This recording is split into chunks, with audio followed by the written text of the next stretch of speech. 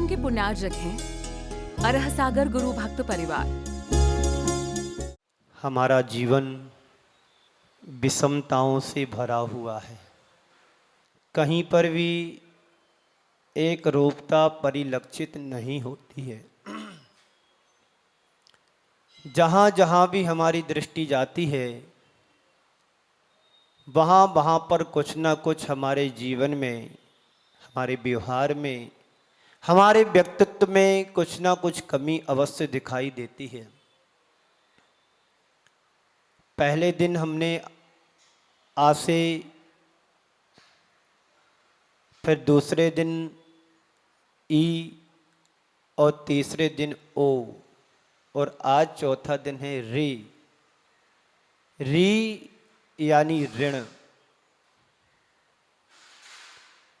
हर व्यक्ति के ऊपर कोई ना कोई ऋण हो अवश्य होता है।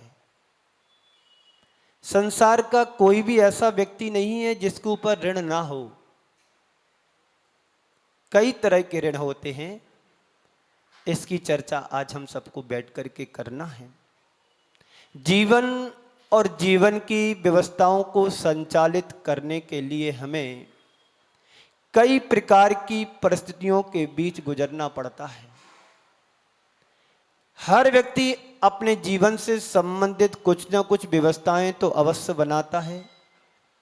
यदि अपने जीवन की व्यवस्थाओं को नहीं बनाएगा तो जीवन जिएगा कैसे? व्यक्ति ने यदि घर बनाया है तो घर में रहने के लिए उसके लिए फर्नीचर की भी तो आवश्यकता होती है।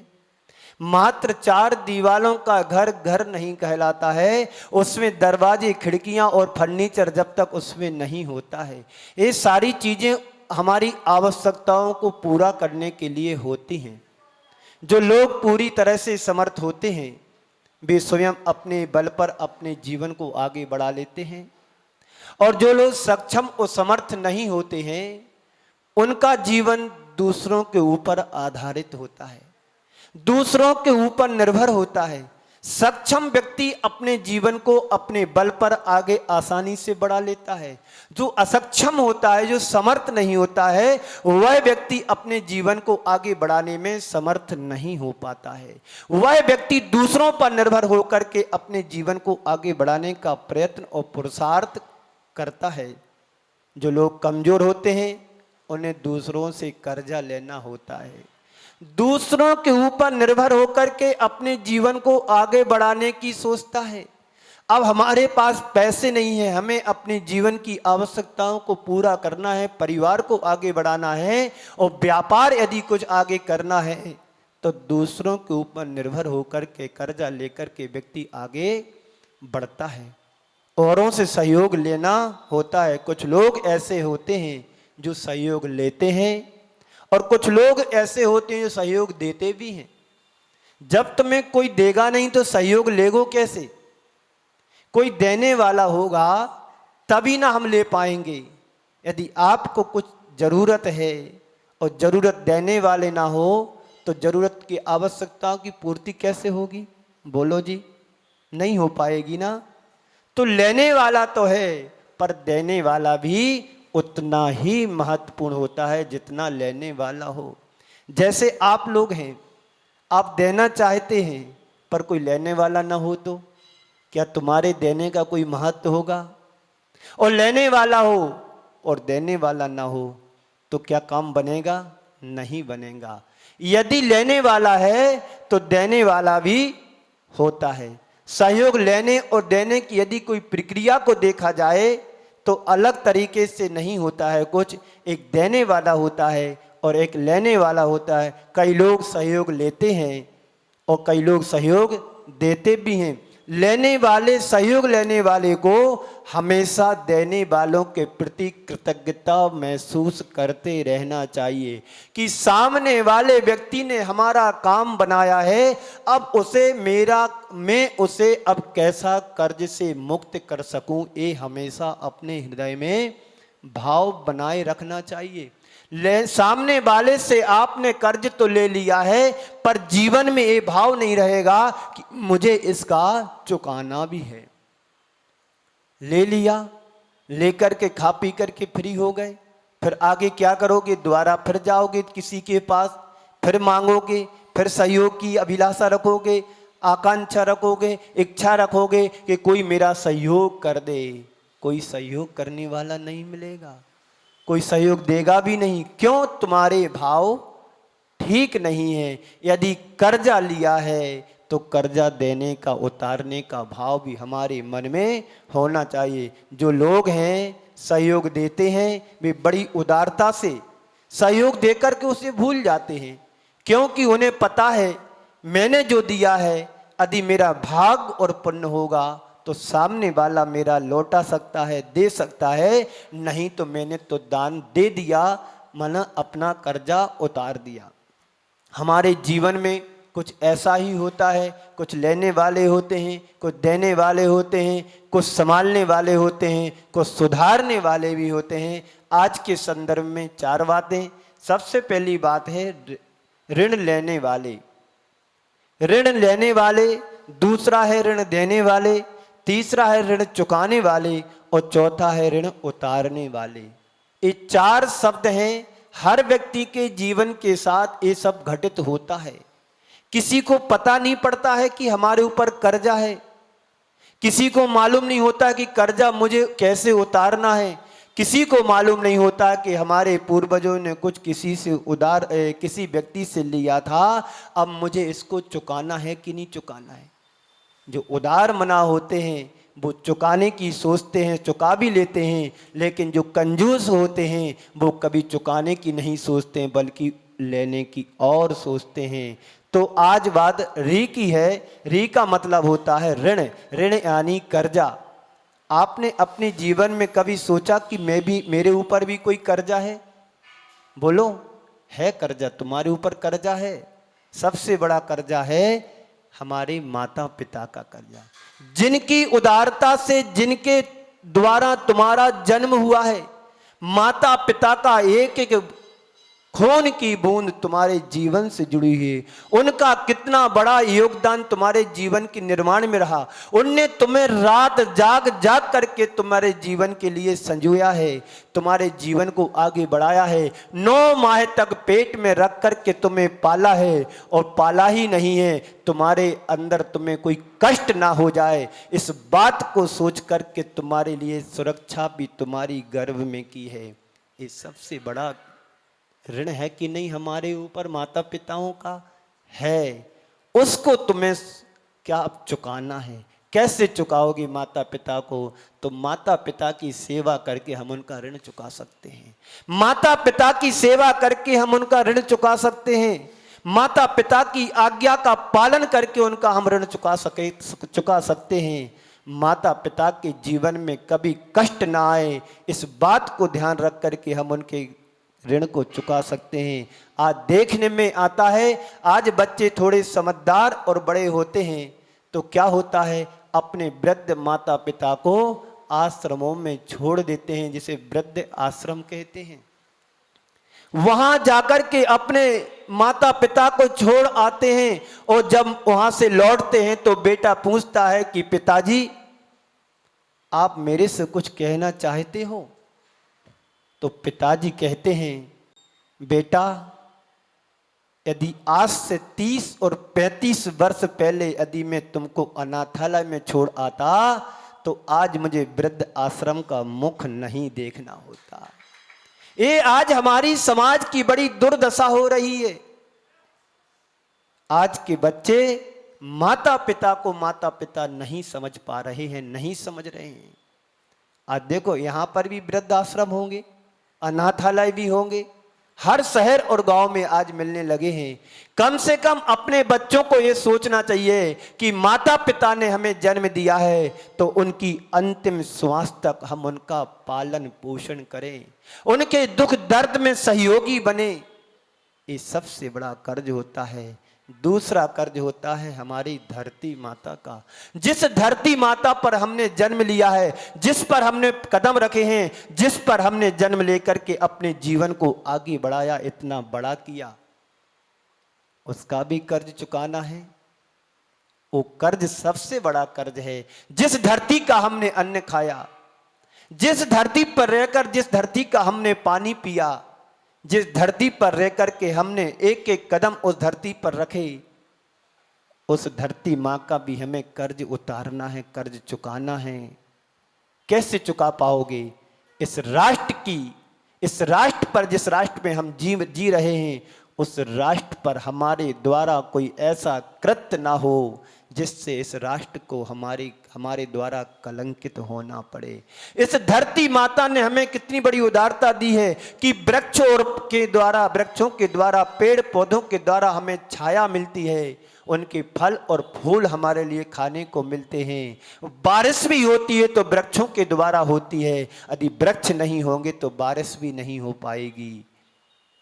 बारिश कैसे होती है? जब वृक्ष होते हैं, वातावरण क्रिएट होता है तो वहां पर वर्षा होती। दिल्ली में कितनी कम वर्षा हो ही नहीं रही। मैं जब से आया तो वर्षा हुई नहीं है। कभी कभार कुछ बूंदे छींटे आ जाते हैं, बौछार आ जाती है, उमस को और बढ़ा देती है। तो क्यों? यहां जंगल मिट करके सीमेंट के जंगल खड़े हो गए हैं। अब वर्षा कहां से होगी? सिकरजी में आप जाओगे तो वहां पर आज भी, अभी भी वर्षा हो रही होगी। आए दिन वर्षा होती रहती, थोड़ी सी गर्मी होती है और एक एक दो दो घंटे इतनी वर्षा हो जाती है कि बाढ़ जैसी आ जाती है। क्यों? ये प्रकृति का उपकार हम सबके ऊपर है। पर प्रकृति को जब हम छेड़ते हैं तो प्रकृति पर किसी को छोड़ती भी नहीं है। कभी कभी ऐसा भी आता है, विप्लव भी पड़ जाता है, बाढ़ भी आ जाती है, इतने बादल फट जाते हैं, फूट जाते हैं कि सारे के सारे पर्वत तहस नहस हो जाती हैं, बाढ़ आ जाती। कुछ एक माह पहले शायद यहाँ पर भी तो बाढ़ आई थी। ये पानी यहाँ का नहीं था। पानी कहाँ से आया था? पीछे से, हरियाणा साइड से आया था, पंजाब साइड से आया था। क्यों? वहां पर बारिश ज्यादा हुई और वहां का सारा पानी यहां पर आ गया। तो ऋण यानी कर्जा। अपने जीवन में कोई ऋण है? कभी आपने सोचा? सोचने की बात है। जो ऋण हमारे लिए, हमारे जीवन से जुड़ा है, अब उस ऋण को चुकाने की बात सोचना है। और वैसे लोक व्यवहार में कहा जाता है, जो कर्जदार व्यक्ति होता है उसको कोई पूछता भी नहीं है और कर्जदार होना अच्छा नहीं माना जाता है। कर्ज तुमने लिया है तो कर्ज हमें चुकाने की भी बात सामने रखना है।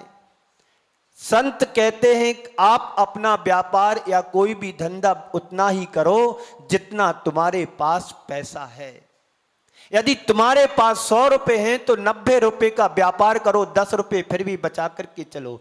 कभी ऐसा मत करो कि 100 रुपए हो और 200 रुपए का व्यापार करो। आपका व्यापार भी फेल होगा और आपको कोई कभी आगे आकर के पैसे भी उधार नहीं देगा, क्योंकि आप कर्जदार हो। आपको कोई सिस्टम पता नहीं है, आपको व्यापार कैसे करना है इसका कोई तुम्हें मालूम नहीं है, तो कोई तुम्हें कर्जा देगा भी नहीं।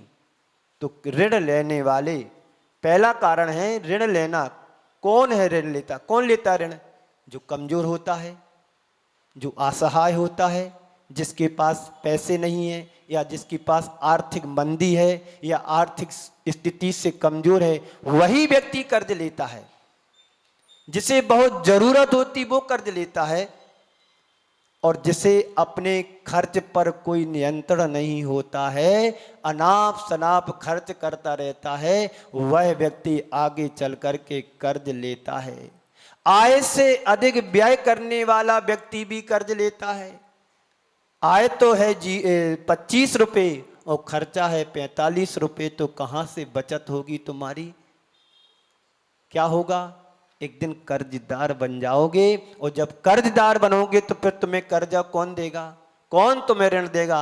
बैंक भी देगा तो जब तुम्हारी संपत्ति को, मकान को, जमीन जायदाद को जब गिरवी रखेगा तब कर्ज देता है, अन्यथा कोई कर्ज नहीं देता है। आय से अधिक व्यय करने वाले को ऋण लेना पड़ता है।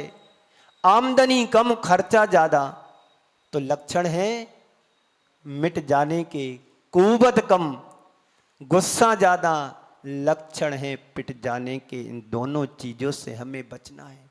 आमदनी कम है तो खर्चे में हमें कटौती करना चाहिए। पुरानी बात याद आ रही है, जो वृत्ति होते हैं और परिग्रह परिमाण व्रत की वो सीमा बना लेते हैं।